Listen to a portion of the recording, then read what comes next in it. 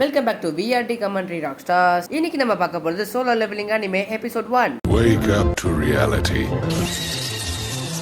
内葉サスケ俺は波風湊内葉イタチ渦巻ナルト内葉マドラだ Nothing ever goes as planned in this accursed world.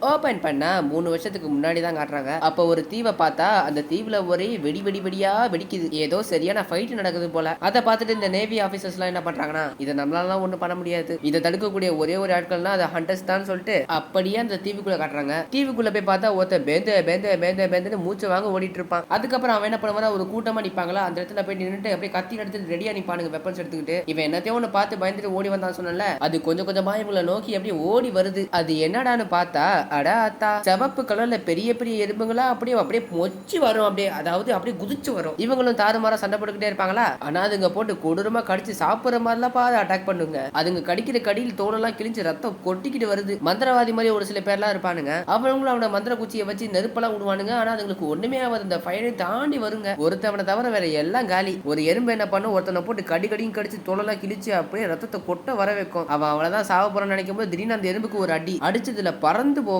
யாருடான்னு பார்த்தா எவனோ ஒரு ஹண்டர். இவன் என்ன பண்ணுவான், அவன் புக்கை வந்து ஏதோ மேஜிக் மாதிரிலாம் வெளியெடுத்து அந்த பெரிய எறும்பு கிட்ட சாவடி வாங்கினால அவனுக்குள்ள இந்த மேஜிக் அனுப்பி விட்டுருவான். அது வந்து எல்லா காயத்தையும் சரி பண்ணிடும். இதுக்கு பேர் வந்து ஹீலிங் மேஜிக். இந்த ஹண்டர் அட்டாக் பண்ண இன்னும் ஒரு சில எறும்புகள் அப்படியே பறந்து வருங்க. அப்ப திடீர்னு இன்னொரு ஹண்டர் வந்து இடி பவரை வச்சு அது எல்லாத்தையும் சாக்கடிச்சு விட்டுருவான். அதுங்களா சாக்கடிச்சு காக்க மாதிரி அப்படியே பறந்து போயிடும். அதுக்கப்புறம் இன்னொரு ஹண்டரை பார்த்தா அவன் கையிலே எல்லா எறும்பையும் அடிச்சு பறக்க விடுவான். இப்ப வந்து அவனுங்க 3 பேருமே எஸ்ராங் ஹண்டர்ஸ். ஐயா நம்மளை காப்பாத்த எஸ்ராங் ஹண்டர்ஸ் வந்துட்டாங்கன்னு எல்லாரும் அங்க குஷியில இருப்பானுங்க. அடிப்பட்டவனுங்க எல்லாருமே அந்த ஷாக் ஹண்டர் ஹீலிங் ஹண்டரை பார்த்து, நான் மட்டும் சரியான நேரத்துக்கு வரல, நீ கண்டிப்பா செத்துருப்ப, கொஞ்சம் கவனமா இருப்பானா. அதுக்கு இந்த ஹீலிங் ஹண்டரும், என்ன மன்னிச்சிருங்க, நான் நிறைய பேரை குணப்படுத்த வேண்டியது இருக்கு, அது மட்டும் இல்லாம நீங்க கண்டிப்பா என்ன காப்பாத்துவீங்கன்னு தெரியும். அதுக்கப்புறம் தான் மெயின் பிக்சர் மாதிரி பெருசா வெள்ளை கலர்ல ஒரு எறும்பு வரும். ரொம்ப ரொம்ப பெருசா இருக்கும். இதுதான் சொல்ல போனா எறும்புகளுக்கே பாஸ். ஹீலிங் ஹண்டரும் அதுக்கப்புறம் காயப்பட்டவங்க எல்லாருக்கும் உதவி பண்ணுவான், அதாவது ஹீலிங் பண்ணுவாங்க எல்லாரையும். அதுக்கப்புறம் அந்த பெரிய சைஸ் எறும்பை வந்து அந்த லைட்னிங் ஹண்டரும் அந்த பலசாலி ஹண்டரும் அட்டாக் பண்ண ஆரம்பிச்சிருவாங்க. லைட்னிங் ஹண்டரும் அதை நோக்கி லைட்னிங்கா விடுவானா, அது அப்படியே சாக்கடிச்சிட்டு இருக்க கேப்ல அந்த பலசாலி என்ன பண்ணுவானா, அந்த எறும்போட மீசி எடுத்து விட்டுருவான். ரத்தம் வந்து பச்சை பச்சை கலர்ல கொட்டும். அதுக்கப்புறம் அந்த பலசாலி ஆண்டு அதோட மீசையை பிடிங்கி அதுக்கிட்டே வீசுவானா, நெஞ்சு பொழந்துக்கிட்டு போயிடும் அதுக்கு. அதுக்கப்புறம் வேற இன்னும் நிறைய வெள்ளை எறும்பா வரும். அதுக்கப்புறம் அந்த பலசாலி ஆண்டு என்ன பண்றான், இதுக்கப்புறம் தான் எல்லாமே ஆரம்பம்னு அவனுக்கு அவனே பவர் இன்க்ரீஸ் பண்ணி அவன் உடம்புல இருக்கிற எல்லா மசில்ஸையும் பெருசாக்கி ரொம்ப பலசாலி ஆயிடுவான். அதுக்கப்புறம் அந்த லைட்னிங் ஆண்டரும் அந்த பலசாலி ஆண்டரும் 2 பேரும் சேர்ந்து அந்த எறும்பை போட்டு சாவடின்னு அடிக்க அடிச்சிட்டு இருப்பாங்க. அங்க நடக்கிறதெல்லாம் ஒருத்தன் தூரத்துல இருந்து பார்த்துட்டு இருப்பான். என்ன சொல்லுவானா, நான் நினைச்ச மாதிரி அவங்க சீக்கிரமா வேலையை முடிச்சிட்டாங்கன்னு நினைக்கிறேன். அதுக்கப்புறம் பார்த்தா இவனை நோக்கி எல்லா எறும்புகளோட படையுமே வரும். இங்க இப்ப சண்டை போட்டு இருக்காங்களா, இவங்களுக்கெல்லாம் இவன் தான் கமாண்டர் போல. சரி சண்டை ஆரம்பிக்கலாமான்னு அந்த சின்ன சின்ன அதான் அந்த பெரிய சிகப்புகள் எறும்பா இருக்குல்ல, அதை நோக்கி ஃபயர் விடுவான். அதுங்களாம் நெருப்பை தாங்க முடியாம எரிஞ்சு போய் அப்படியே அவ்வளவுதான் போயிடும். ஆனா அதுங்களுக்கு பின்னாடி இருக்கிற வெள்ளை எறும்பெல்லாம் அப்படியே கேஷுவலா நடந்து வரும். அதுக்கப்புறம் இந்த கமாண்டர் தாக்குதல ஆரம்பிங்கன்னு சொல்லுவானா. அதுக்கப்புறம் இவனோட அந்த மொத்த படையுமே அந்த எறும்புகளை அட்டாக் பண்ண போவாங்க. அதுக்கப்புறம் ஒரு வாய்ஸ் ஓவர், 10 வருஷங்களுக்கு முன்னாடி வேற டிமென்ஷனுக்கும் நம்ம டிமென்ஷனுக்கும் டிராவல் பண்ற மாதிரி ஒரு போர்ட்டல் உருவாச்சு. ஒவ்வொரு போர்ட்டலுக்கு பின்னாடியும் வித்தியாசமான மர்மமான பல மிருகங்கள் இருக்கும். அதுங்க ரொம்ப ஆபத்தானது கூட. சாதாரணமான ஆயுதங்களை வச்சு அதுங்களை அழிக்க முடியாது. இந்த மிருகங்களை தோக்கடிக்கக்கூடிய ஒரே ஒரு ஆள் ஹண்டர்ஸ் மட்டும்தான். இந்த மிருகங்களோட சண்டை போட்டு ஜெயிக்கிறவங்க தான் ஹண்டர்ஸ்னு கூப்பிடுவாங்க. அவங்க உடம்புல இருக்கிற பவரை பொறுத்து அவங்க ரேங்க் மாறும். என்னென்ன ரேங்க்னா எஸ், ஏ, பி, சி இல்லனா இ. அவங்க பவரை பொறுத்து இதுல ரேங்க் வரிசை ஆகும். அவங்களுக்குள்ள இருக்கிற பவரை வெளியே கொண்டு வந்தாதான் அந்த மிருகங்க எல்லாத்தையும் தோக்கடிக்க முடியும். ஒரு ஹண்டர் ஒரு வாட்டி தான் அவைக்கன் ஆக முடியும். அவைக்கன்னா ஒரு மனுஷனுக்கு ஒரு பவருக்குள்ள அதை தட்டி எழுப்புறது. ஒரு ஹண்டரால ஒரு வாட்டி தான் அவைக்கன் பண்ண முடியும் அவனுக்குள்ள இருக்கிற பவரை. அதுதான் உண்மை. அதுக்கப்புறம் 3 வருஷம் கழிச்சு காட்டுறாங்க. இதுதான் இப்ப இருக்கிற காலகட்டம், அதாவது பிரசன்ட் டே. ஒரு பெரிய சிட்டில ஒரு போர்ட்டல் இருக்கு. அந்த போர்ட்டலுக்குள்ள போறதுக்காக ஒரு சில ஹண்டர்ஸ் எல்லாம் வெளியே நின்று காஃபி குடிச்சிட்டு இருக்காங்க. இவரு பேரு தான் கின்னு. இவரை தேடி பார்க்குன்னு ஒருத்தர் வருவான். அதுக்கப்புறம் நல்லா விசாரிச்சுப்பாங்க, எப்படி இருக்கு, நல்லா இருக்கே, அந்த மாதிரி கேட்பாங்க. அதுக்கு என்ன ரீசனா, இவனுக்கு இன்னொரு குழந்தை பிறக்க போதான். அதாவது இவனுக்கு ஃபர்ஸ்ட் ஏற்கனவே ஒரு குழந்தை இருந்துச்சு, அதுக்கப்புறம் 2வது குழந்தை ஒன்று பிறக்க போகுது. இந்த பார்க் வந்து ரொம்ப நாள் கழிச்சு ஆண்டர் வேலை பாக்குறான்ல,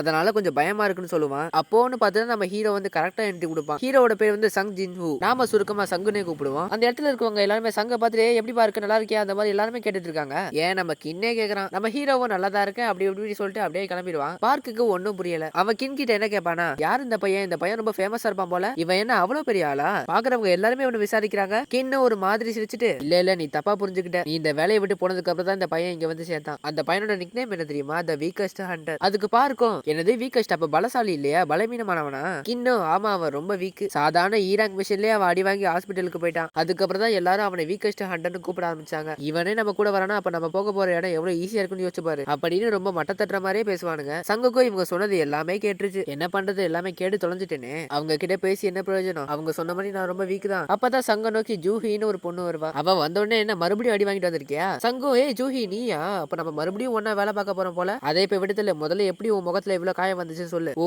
அதுவா, வழக்கமா நடக்குது தானே, விடுதல். எப்ப பார்த்தாலும் இப்படியே சொல்லாத. நீ எப்பதான் உனக்கு கேர் பண்ண போறேன்னு தெரியல எனக்கு. நீ என்னமோ ஹாஸ்பிட்டல் அட்மிட் ஆயிட்டு நான் கேள்விப்பட்டேன். ஓ அதுவா, நான் ஒரு ஈராங் டியோகன் கிட்ட அடி வாங்கினதெல்லாம் நான் மட்டும் தான் அடி வாங்கியிருக்கேன். ஜூஹியும் சரி உனக்கு கேர் பண்றதுக்கு, அதாவது உன்னை சரிப்படுறதுக்கு யாராவது அங்க இருந்தாங்களா? அதெல்லாம் இல்ல, அங்க ஃபுல்லா ஹையர் ரேங்க் கண்டஸ்ட் தான் இருந்தாங்க. அதனால என்ன யாரும் கண்டுக்கல. நீ என்ன சொல்ற? அவங்க என்ன இவ்வளவு பெரிய சுயநலவாதியா இருக்காங்க? அவங்க வெறும் ஹையர் ரேங்க் கண்டஸ்ட் மட்டும் தான் அவங்க பாத்துப்பாங்களா? பரவாயில்ல விடு, நான் வீக்கா இருக்கிறது என்னோட தப்பு தான். உனக்கு தான் என்ன பத்தி நல்லாவே தெரியுமே ஜூஹி, இதெல்லாம் எனக்கு ரொம்ப பழகி போச்சு. அதுக்கப்புறம் எல்லாரும் அந்த போர்ட்டலுக்குள்ள போக ரெடியா இருப்பாங்க. இன்னைக்கு நடக்க போற ரைட்ல நான் தான் உங்களுக்கு தலைவனா இருக்க போறேன். என்னோட பேரு சாங்ஜியா. அங்க இருக்கிறவங்க எல்லாருமே இந்த சாங் ரொம்ப திறமையானவர் அப்படி அப்படி பேசிட்டு இருப்பாங்க. சங்கு உங்க கூட வேலை செய்யறது ரொம்ப சந்தோஷமா நினைக்கிறேன் அப்படிங்குவானா. அதுக்கப்புறம் எல்லாருமே அந்த போர்ட்டலுக்குள்ள போயிருவாங்க. அந்த கிண்ணு வேற சாங்க தட்டி விட்டுட்டு பார்த்து எங்க பின்னாடியே வா, இல்லைன்னா மறுபடியும் ஹாஸ்பிட்டல் போக வேண்டிய நிலைமை வந்துடும். ஜூஹிவும் எல்லாமே நல்லபடியா நடக்கும்னு சொல்லிட்டு வாழ்த்துட்டு அப்படியே போயிருவா. அதுக்கப்புறம் சங்க அவங்க கிட்ட இருக்கிற ஒரு கத்தி எடுத்து, என் கிட்ட இருக்கிறது இந்த ஒரு கத்தி மட்டும்தான், இந்த கத்தில ஒரு மேட்ச் கூட இல்ல, ஆனா இப்போதைக்கு இதுதான் என்னால வாங்க முடிஞ்சது, எதுவுமே இல்லாததுக்கு இதுவாது இருக்கு, நான் இன்னைக்கு ஏதாவது சாதிச்சு காட்டியே ஆகணும் அப்படின்னு நம்மளும் போர்ட்டலுக்குள்ள நுழையிறான். அதுக்கப்புறம் இந்த ஹண்டர்ஸோட தலைமை இடத்தை காட்டுறாங்க. ஹண்டர்ஸ் ஆன நம்மளுக்கு அந்த ஸ்டோன்ஸ் வச்சுதான் நம்ம பொழப்பு நடத்திட்டு இருக்கோம். தோக்கடிக்கப்பட்ட மிருக கிட்ட இருந்து எடுக்கப்படுறது அந்த எசன்ஸ் ஸ்டோன். இது ரொம்ப ரொம்ப விலை உயர்ந்தது. அதுக்கப்புறம் பார்த்தா நம்ம சங்கு கீழ ஒரு ஸ்டோன் இருக்கு. ஆனா இந்த ஸ்டோன் வந்து ரொம்ப குட்டியா இருக்கு. எப்பா நானும் சாதிச்சுட்டேன், ஒரு வழியா ஒரு மிருகத்தை கொண்டு ஒரு ஸ்டோனை எடுத்துட்டேன். அப்ப திடீர்னு பார்த்தா சங்க நோக்கி ஒரு பெரிய மிருகம் கத்தி அடிச்சுட்டு வரும். பெரிய மிருகம்லாம் இல்ல, குட்டி மிருகம் தான், ஆனா லாங் சைஸ் கத்தியோட வரும். சங்கு அவன் கத்தியை வச்சு தடுப்பான். ஆனா அவன் கத்தி வச்சு கொஞ்சம் கிராக் ஆயிரும். அதுவும் அட்டாக் பண்ணிட்டே இருக்கும், இவனும் தப்பிச்சுக்கிட்டே இருப்பான். ஒரு கட்டத்துக்கு மேல சங்கு கத்தி எடுத்து குத்திடுவான். ஆனா அந்த கத்தியே உடஞ்சு போயிடும். அப்ப அந்த மிருகம் நம்பர் சங்க வயிற்றிலே குத்திரும். ஜூஹி அதை பார்த்துட்டு கத்து கத்துன்னு கத்துவா. நல்ல வேலை பார்க் வந்து அந்த மிருகத்தை வெட்டி கொண்டுருவான். சங்குக்கெல்லாம் ரத்தம் பொத பொதன்னு ஊத்திக்கிட்டே இருக்கு. பார்க் என்ன பண்ணுவானா, அவன் வந்து இன்னொரு மிருகத்தை தேட போறானா. அதனால சங்க ஜூஹி கிட்ட பாத்துக்க சொல்லிட்டு இவன் கிளம்பிடுவான். ஜூஹியும் சொல்ல போனா ஒரு ஹீலிங் ஹண்டர் தான். சோ அவளும் சங்க ஹீல் பண்ணுவாளா. சங்க கூட வந்தவங்க எல்லாருமே அந்த மிருகத்தோட சண்டை போட்டுட்டு இருப்பாங்க. அதுக்கப்புறம் ஹண்டர்ஸோட தலைமை இடத்தை காட்டுறாங்க. இந்த பெரிய பெரிய எசன்ஸ் ஸ்டோன்ஸ் எல்லாமே பெரிய பெரிய பீஸ்ட் கிட்ட தான் இருக்கும். அதாவது ஹை ரேங்க்ல இருக்கிற பீஸ்ட் கிட்ட தான் இருக்கும். பீஸ்ட்னா மிருகம், நம்ம பீஸ்ட்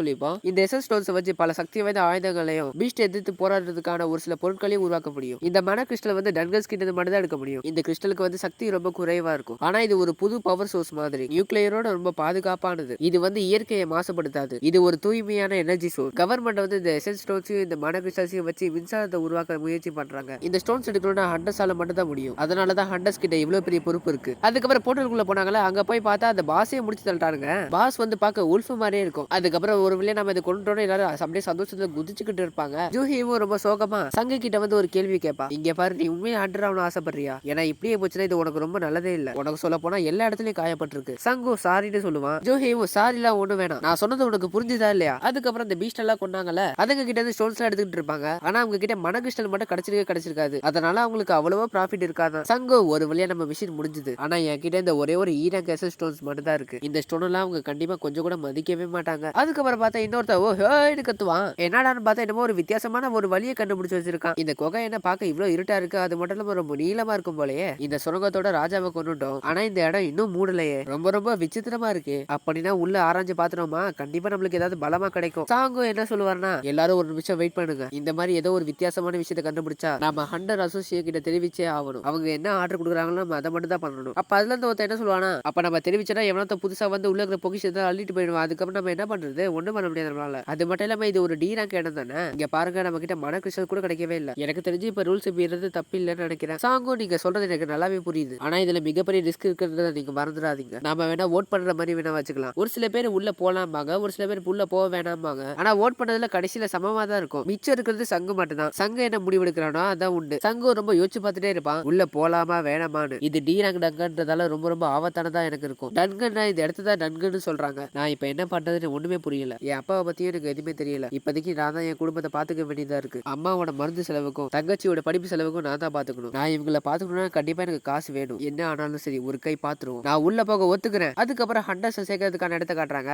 அங்க ஒரு பையனை இப்பதான் ஹண்டரா மாத்துறாங்க அப்படின்னு ஒவ்வொருத்தரையா ஹண்டரா மாத்துறாங்க. புதுசா ஒரு பி ரேங்க்கும் ஒரு சி ரேங்க் ஹண்டர்ஸும் வந்திருக்காங்க. அவங்க வந்து ஹண்டரா இருக்க ஒத்துக்கிட்டாங்க. இதை எல்லாத்தையும் யார்கிட்ட சொல்லிட்டு இருக்காங்கன்னு பார்த்தா கமாண்டர் கிட்ட சொல்லிட்டு இருக்காங்க. ரொம்ப சந்தோஷம், வயசுல நமக்கு முக்கியமே இல்ல. அவங்க நமக்கு தேவைப்படுற மாதிரி தான் கண்டிப்பா நம்ம ஹண்டர்ஸா வச்சுக்கணும். ஆனா என்னதான் எத்தனை பேரோ வந்தாலும் சாகையின் அளவுக்கு யாரும் வர மாட்டாங்க. அதுக்கப்புறம் பார்த்தா ரெண்டு பேரும் ஒரு பொண்ணு கிட்ட இருந்து பேக திருடிட்டு போவானுங்க, அதுவும் ஸ்கூட்டில. அப்போ ஒரு பொண்ணு வந்து பேக் பெல்ட்டினா அடிச்சு திருநவங்க கிட்ட இருந்து பேக வாங்கி திரும்ப அந்த பொண்ணு கிட்டே கொடுத்துருவாங்க. இவங்க அண்டர் பெல்ட்டினா எல்லாம் அடிச்சதை பார்த்து எல்லாரும் ஸ்தம்பிச்சு போயிட்டாங்க. எனக்கு தெரிஞ்ச அந்த கமாண்டர் சொன்ன சாஹேனா இவதான் இருப்பாளோ. கூட்டம் ரொம்ப அதிகமான இவ்வளவு ரொம்ப நர்வஸ் ஆயிடுவாளா. அதுக்கப்புறம் இவ்வளவு அந்த இடத்த விட்டு குதிச்சு போயிடுவா. ஆமாங்க, இவ தாங்க சாஹேனா. இவ்வளவு ஒரு ஹண்டர் தான். அதுக்கப்புறம் நம்ம ஆளுங்களை காட்டுறாங்க. பார்த்த ரொம்ப லென்த் போல போயிட்டே இருக்கும். கிட்டத்தட்ட 1 மணி நேரம் ஆக போதான். டன்கரோட ராஜாவை கொண்டாதான் கேட் 1 மணி நேரத்துல க்ளோஸ் ஆகும். இவங்க வந்து ராஜாவை கொண்டுட்டாங்க, அதாவது பாஸ கொண்டுட்டாங்க. அப்படின்னா இவங்க கிட்ட வெறும் 20 மினிட்ஸ் தான் இருக்கு. சங்கு ஜூஹி கிட்ட சாரி கேட்பான். அவ என்னன்னா இந்த சாரி எந்த விஷயத்துக்கு கேட்பா. சங்கு நான் ஏன் சாரி சொல்றேன்னா என்னன்னா உள்ள வரதுக்கு சம்மதிச்சேன். இப்ப வேற அந்த ஸ்டோன்ஸ் வேற தேடணும். ஜூஹி போய் நீ ஒண்ணு என்ன பத்தி எல்லாம் ஒண்ணு கவலைப்பட தேவையில்ல.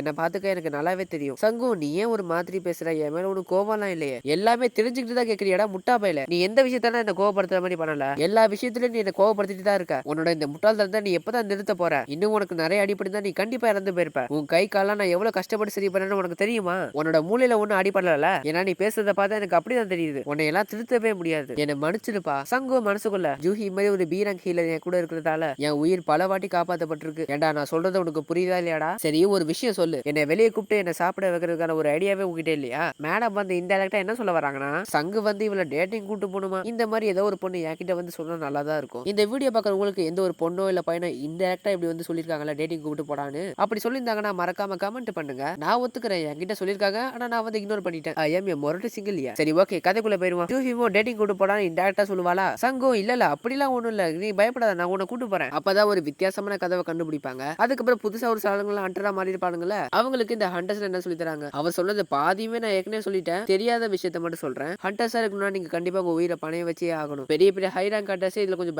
பயப்படதான் செய்வாங்க. பெரிய பெரிய ஹை ரேங்க் ஹண்டர்ஸே இதுல கொஞ்சம் பயப்படதான் செய்வாங்க. அதனால நீங்க இதை மட்டும் நல்லா ஞாபகம் வச்சுக்கோங்க. நீங்க பயப்படுறது கண்டிப்பா இதுல ரொம்ப முக்கியம் தான். அதுக்கப்புறம் நம்ம ஆளுங்களை பார்த்து அந்த கதவை தந்துட்டு உள்ள போவானுங்க. அந்த இடத்துல ஏகப்பட்ட வித்தியாசமான சிலை எல்லாம் இருக்கும். இங்க சங்கு மட்டும் ஒரே ஒரு சிலையை மட்டும் ரொம்ப பெருசா பாத்துக்கிட்டே இருப்பான். ஏன்னா அந்த சிலை ரொம்ப ரொம்ப பெருசா இருக்கும். இந்த இடமே பார்க்க ரொம்ப வித்தியாசமா தான் இருக்கும். ஆனா இங்க ஒரு பீஸ்ட் கூட இருக்கவே இருக்காது. அதுக்கப்புறம் பார்த்தா ஒரு சிலையில வந்து என்னமோ எழுதிருக்கும். என்ன எழுதிருக்குன்னு பார்த்தா பண்டைய காலத்து மொழியில எழுதிருக்கும். இது வந்து காட்டனன்னு ஒரு டெம்பிளா. அதோட விதிமுறைகளாம் முதல் கட்டையில வந்து கடவுளை வந்து வணங்கணுமா, 2வது கட்டையில வந்து கடவுள்கிட்ட வேண்டணுமா, 3வது கட்டையில வந்து நம்ம விசுவாசத்தை கடவுள்கிட்ட வந்து காட்டணுமா. அப்ப ஜூஹி வந்து சங்க கூப்பிட்டு அந்த சிலையோட கண்ணு இப்ப வந்து அசைஞ்சுது, அது நம்மளே பார்த்துட்டு இருக்க மாதிரி இருக்கு. சங்கம் அப்படிலாம் ஒண்ணு இல்லையா, அது வெறும் உனக்கு ஒரு பிரம்மையா இருக்கும். கட்டையில எல்லாத்தையும் ஒருத்தர் படிச்சுட்டே இருந்தார்ல, அதுல கடைசியில மட்டும் ஒண்ணு எழுதிருக்கு. அதுல என்ன எழுதிருக்குன்னா யாரெல்லாம் கட்டளையை மீறாங்களோ அவங்க எல்லாம் உயிரோடவே இருக்க மாட்டாங்களாம் அப்படின்னு சாங்கு சொன்ன உடனே இவங்க எல்லாரும் எந்த கதவு வழியா வந்தாங்களோ அந்த கதவு வந்து மூடிடும். அதுவும் தானாவே. அதை பார்த்து எல்லாருக்கும் ஒண்ணுமே புரியல, என்ன நம்ம இங்க மாட்டிக்கிட்டோமான்னு. அதுல ஒருத்த மட்டும் செம்ம காண்டாய் முன்னாடி போயிட்டே இருப்பான். நான் அப்பயே சொன்ன இதெல்லாம் வேணான்னு கேட்டீங்களா